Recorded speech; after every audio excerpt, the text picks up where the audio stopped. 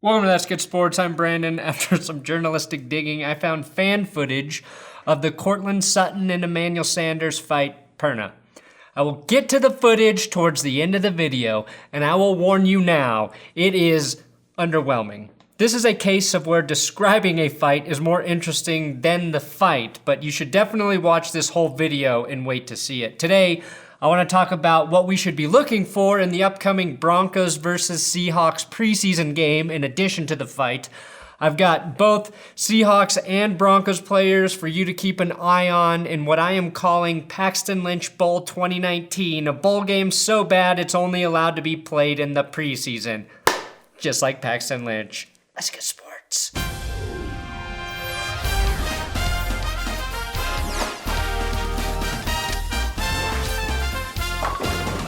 Please, if this is your first time at this YouTube channel, I would just adore you if you would subscribe here. I do football videos almost every day during the football season. Also, the 8-bit shirts are available in the store below. Teespring store, there's a link in the description. I have the entire AFC West available, and you guys seem to be loving the shirts. So I will get more NFL team designs by demand. I have to buy the design, so I gotta know that you want them, so let me know which teams you would prefer. I might post a poll in the community tab, but thank you guys for digging these shirts. As we discussed last week, the Hall of Fame game, despite being the first NFL ball of the season, really provides very little for fans in terms of understanding the prospects of your team. Even worse than that, it tricks you into believing you'll learn a lot more from the second preseason game for those teams, which is really just the first preseason game for all other teams. But here we are. So I asked you all on Twitter what you want to see out of this game. At NickLicious33 said Noah Fant and Joe Flacco looking for chemistry. Well, that might be a little tough to see if Flacco only plays 1 to 2 series like expected. In terms of Joe Flacco though, just watch him. Just watch how stupidly beautiful he is.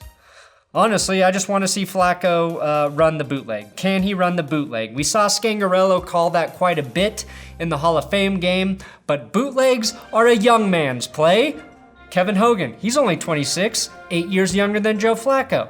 If Flacco wants to succeed in this offense, he's going to have to run for 1,000 yards this season. Not on the stat sheet, but from sideline to sideline. For the bootleg. The caveat is Flacco's last good season was with Gary Kubiak running this scheme. So we know he can do it, but that's when Joe Flacco was 29 years young. At 29, I too never had a single back problem. Now, at the same age of Joe Flacco, my back goes out every couple months. Flacco's injury last year, back. If you think rolling to your left and contorting your body for a throw across the field doesn't increase your chances for activating a chronic back issue, you're wrong. The only difference between me and Joe, besides about 11 inches in height and 2 points on the handsome scale, is I'm lucky enough to be able to smoke chronic for my chronic back pain. Weed joke. Now, if you're a Seahawks fan, you don't have to worry about your quarterback this preseason. Holy shit! Ah! Oh!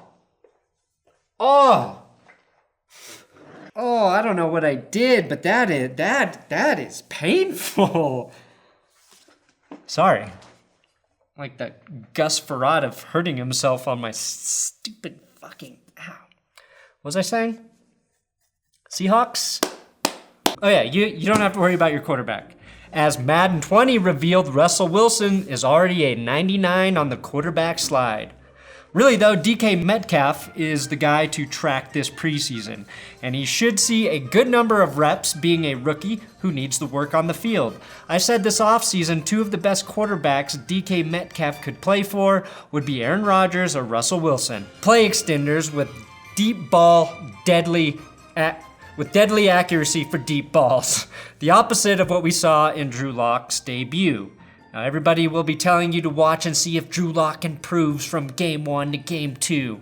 And sure, we all want to see that. But how much can you expect a guy who looked really raw to improve over 1 week? If I'm maxing out on the bench press with 6 reps at 80 pounds, do you think I'm going to squat James Harrison a week later? No. I'm happy with being able to bench press my body weight minus the body weight of a very large dog. That's the formula Schwarzenegger used, and I'm sticking to it. Know your limits.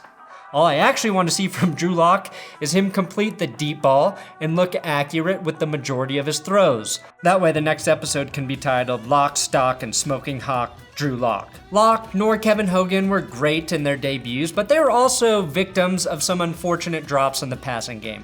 Catching the ball needs to improve across the board for the Broncos.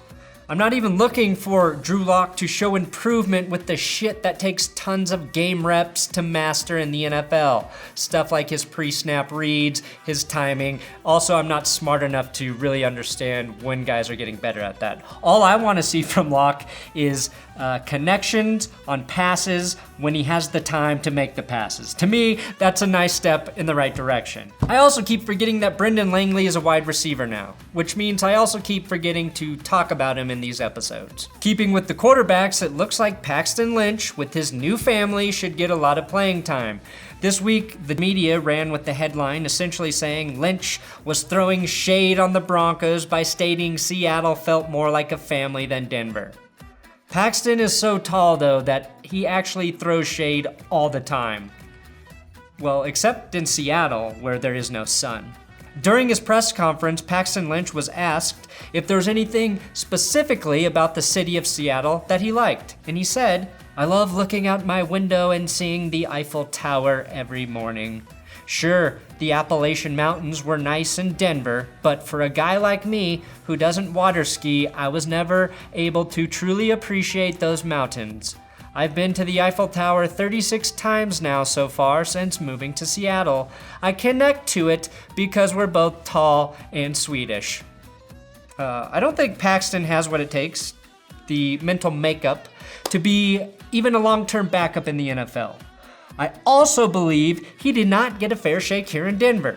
No player got a fair shake with Vance Joseph. I'll actually be rooting for Paxton Lynch to play well, though. Even though I don't think he will make it, I hope he does. Rooting for failure, unless it's the Patriots, is anti-pirate. Not a label I want thrown on me. Maybe the most interesting player in Seattle right now is Barkevious Mingo, who signed a 2-year deal with the Seahawks this offseason. Now, you never forget a name like Barkevious Mingo, and I didn't forget that he was the 6th overall pick by the Browns in 2013 and then disappeared, like so many Browns first rounders before him. He was really just carrying on a long-standing tradition. What's interesting is all the praise he's getting during Seahawks camp. Players were touting him on the NFL Network, saying he was a sleeper. Then I saw multiple articles about him. Sure, all of those articles were based on the NFL Network quote, but let's pretend like it's multi-sourced info. Mingo's being utilized as a pass rusher instead of a linebacker. With the departure of Frank Clark and the Jerron Reed suspension, Seattle can use pass rushing help from the defensive end position where they currently have Mingo playing. I'm not sure how much he plays this week, but a player to watch for sure on that defense. Some of the Broncos Game 1 standout players I'm rooting for are running back Khalfani Muhhamad, 3rd round draft pick Dre'Mont Jones, and edge rusher Malik Reed. All looked like they could be difference makers this season for the Broncos. Khalfani Muhhamad, who I think we should nickname Call Orado, was the leading rusher and receiver in that game. If he can have similar outings early in games over the next 3 weeks, he could force Denver to keep 4 backs this season. Inside linebacker Todd Davis is still injured. Josey Jewell tweaked his side or something this week at practice. So again, we will be evaluating AJ Johnson and rookie Justin Hollins at inside linebacker. Johnson had 3 tackles and 2 assists last week, and it felt like he was all over the field. I think those reps are important right now and could pay off this season if Denver finds real depth at the linebacker position, something that they haven't had for quite some time. And at some point, Justin Hollins and Royce Freeman have to prove who is the better Oregon Duck draft pick. The winning tweet, though, for what to watch in this game goes to Casey Berry, who has the honor to watch this game with Stephen A. Smith. And he said, I'll be watching with Stephen A. Smith. We're interested in how reliant the Broncos will be on C.J. Anderson while Chad Kelly is on the field, especially with Demaryius Thomas coming off of that knee injury. Great tweet at the legend Barry1, although it would have been funnier if you said penis injury for DT. Former Lions running back Theo Riddick was signed by the Broncos this week, as noted in my shirtless barbecue episode. But I mentioned Theo Riddick and Khalfani Muhhamad because I think I know what Denver might be trying to do with the running backs. Use them like wide receivers frequently. It's what the Patriots have done for years now with great success. Quick running backs with solid hands are mismatch nightmares for defenders, which if you use a corner to cover one of those backs, you're probably leaving a receiver free. Without a bona fide receiver beyond Emmanuel Sanders at this point, including the tight end position, running backs might be a safe way to compensate for that in the passing game. Spider-Woman69, who I guarantee is a dude, asked about Seattle's running backs. The Seahawks found a stud last season in Chris Carson, who churned out 1,151 yards and 9 touchdowns. Mike Davis and Rashad Penny combined for over 900 yards and 6 scores as well. Mike Davis left for Chicago, which leaves an opening for that third back, because I think Penny will be basically their number 2. So a guy to watch is CJ Prosise, who, if he can finally stay healthy, should be that third guy. If not, maybe it's J.D. McKissick, Travis Homer, or Bo Scarborough Fair, who any could shine as a viable number 3, although I think Scarborough may be auditioning as a fullback. I'm not sure if Seattle knows how they're going to use him. Finally, the moment you have been waiting for, unless you just skipped ahead to this part. It's Emmanuel Sanders and Courtland Sutton in a brawl from an angle so far away you'll need binoculars just to view the fight on your phone. I present Denver Broncos Skirmish 2019. Yes, blown way out of proportion by the media. I think Courtland Sutton does try to throw some haymakers here. It's hard to say because I can't read the number on the jersey. I will say it's kind of weird 2 guys who play the same position are going at it. Typically in training camp, it's a fight between 2 guys going against each other every play, like an offensive lineman and a pass rusher, or like when Emmanuel Sanders fought Chris Harris a couple years ago, or like when Emmanuel Sanders got into a fight with a tackling dummy for questioning his toughness. I'm not saying it's a bad thing, but maybe Sanders just knows how to get under people's skin like he's a bacteria on Antonio Brown's feet. If you were worried about the drama, don't be. Sanders and Sutton addressed the conflict today. I just want all the media and the fans to know that me and Courtland is selling pay-per-view tickets for our next bout. It's starting at $69.99. Tickets will go on sale tomorrow. And I think the proof is in the pudding. There is nothing wrong here, and Sutton has a huge reach advantage if this does go to pay-per-view, and that's who my money would be on. Sorry, Sanders. It was a miscommunication. That's just what it is. A couple of you mentioned Broncos corner Horace Richardson on Twitter. I think that's a smart observation. He led the team in tackles last week, which is strong coming from the corner position.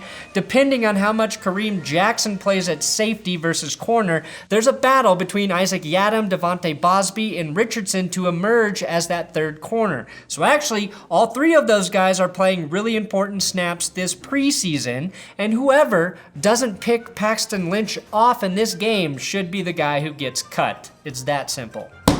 Thanks for watching another episode of That's Good Sports. Please subscribe here on YouTube.